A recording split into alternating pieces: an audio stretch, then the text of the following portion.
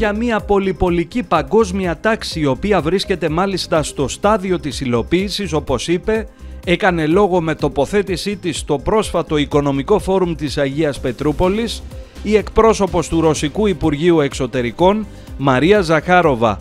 Η ίδια τόνισε και τα εξής: οι έννοιες της ηγεμονίας και της παγκόσμιας κυριαρχίας, στις οποίες προσκολάται η συλλογική Δύση, δεν έχουν θέση στην πολυπολική παγκόσμια τάξη πραγμάτων, η οποία ήδη γίνεται πραγματικότητα. Η Ρωσία σκοπεύει να αγωνιστεί για ένα νέο πολυκεντρικό κόσμο. Οι δυτικές κυβερνήσεις αντιστέκονται στις διαρθρωτικές αλλαγές που έχουν ήδη ξεκινήσει όσον αφορά την αυτοοργάνωση των εθνών και τις αλληλεπιδράσεις τους με άλλες πολιτείες. Μιλάμε για πολυκεντρισμό, απομάκρυνση από τα προηγούμενα πρότυπα. Βλέπουμε την απεγνωσμένη αντίσταση της συλλογικής Δύσης.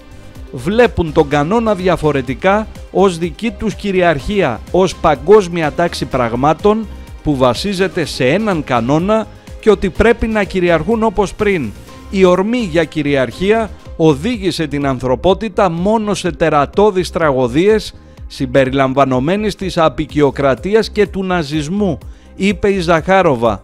Σήμερα είναι ο ηγεμονισμός, πρόσθεσε, μια αιμονή με την κυριαρχία, μια οδυνηρή ψευδομεσσηνιακή ιδέα της παγκόσμιας αποστολής της Δύσης.